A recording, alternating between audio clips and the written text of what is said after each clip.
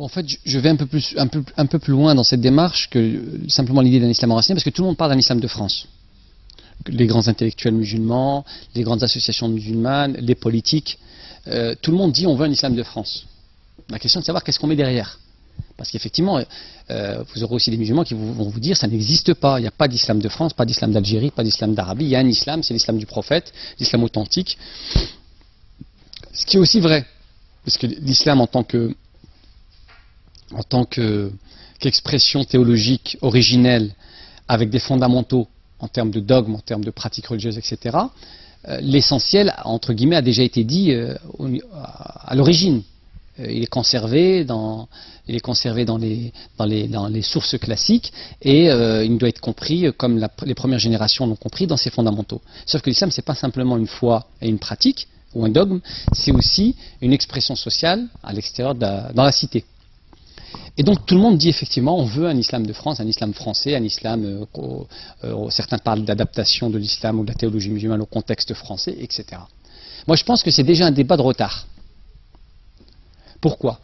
Parce que la question de fond en vérité, elle est, et ça j'en suis maintenant persuadé, c'est qu'historiquement l'islam n'a survécu d'une part et n'a produit de la civilisation et du génie créatif, en termes d'œuvres, en termes d'analyse théologique, en termes de civilisation urbaine, etc., que lorsqu'il était enraciné dans une culture, dans un terroir, dans une société, avec des racines profondes.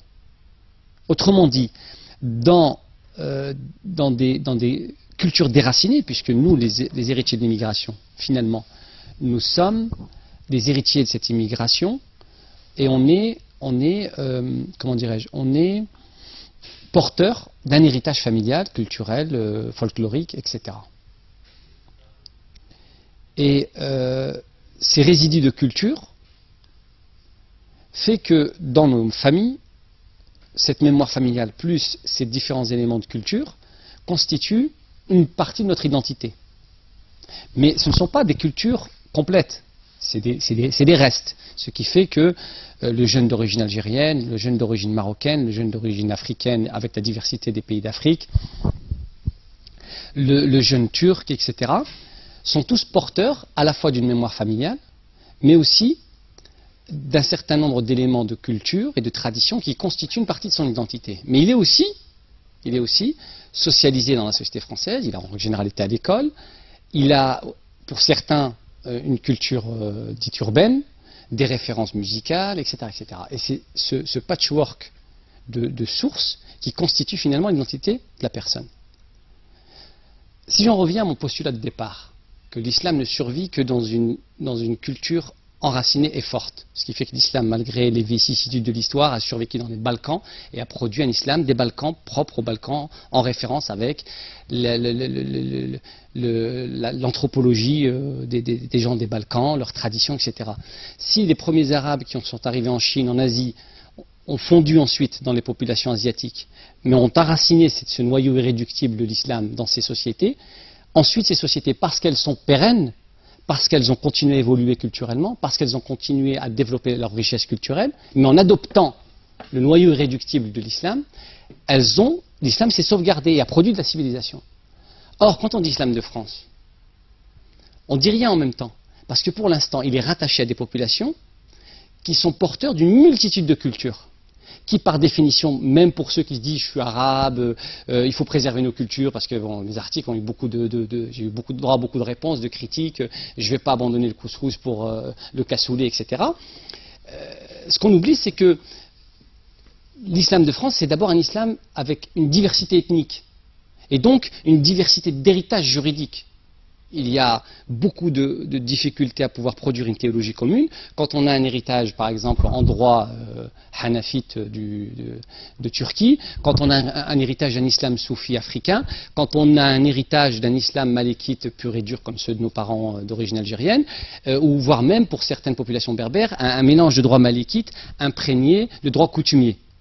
Donc pour pouvoir produire demain un véritable islam enraciné, parce que c'est une nécessité, sinon il va mourir. Il ne peut pas survivre s'il n'y est pas enraciné.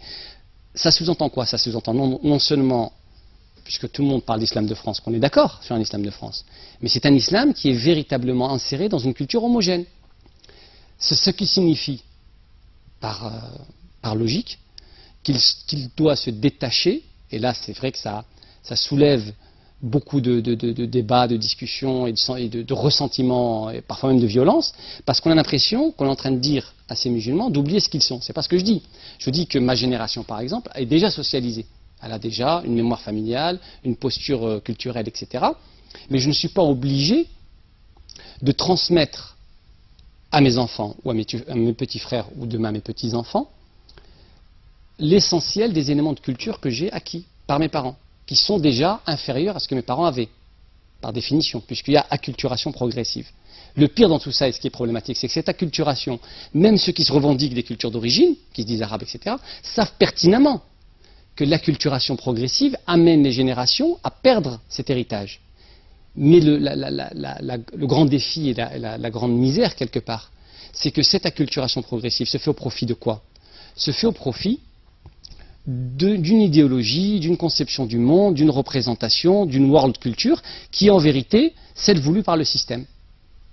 Donc, il s'agit finalement de perdre, de subir, parce qu'on ne peut pas faire autrement, progressivement la perte des héritages d'origine, mais pour les remplacer par quelque part des ersatz de culture, des éléments d'identité qui sont très faibles et dans lesquels l'islam aussi ne pourra pas survivre. Parce qu'un islam, si je prends par exemple des références urbaines, une certaine vision, parce qu'on a vécu effectivement dans un espace urbain particulier qui est la banlieue, qui a produit avec des conditions économiques particulières, sociales, la relégation, etc., une certaine forme de revendication, une certaine forme d'art, de musique, etc., qui constitue une partie de l'identité.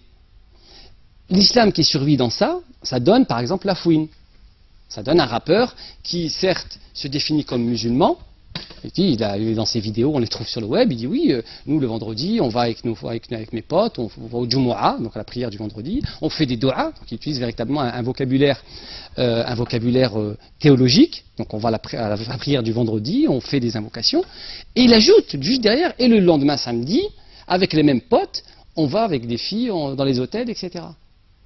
C'est ça, quand je parle d'un islam qui ne peut que perdre en substance et en valeur dans un contexte culturel qui s'appauvrit, parce qu'il n'est pas fort, c'est un exemple pratique. C'est-à-dire qu'on arrive ensuite à combiner une espèce de semi-islam avec une approche semi-gangster, etc. Alors que, si on part du principe que, et là encore une fois, c'est ce que je disais tout à l'heure, je n'ai pas adopté les catégories de ceux qui m'expliquent depuis 30 ans ce que je devrais penser de la colonisation, ce que je devrais comprendre de ce qu'est l'histoire de l'immigration. Toutes ces catégories empruntées imprègnent complètement ma génération et les plus jeunes. Je pense que la majorité des musulmans, quand je parle avec eux, et j'en connais un certain nombre, que ce soit des pratiquants ou des moins pratiquants, dans les milieux associatifs, militants comme dans ceux qui sont moins,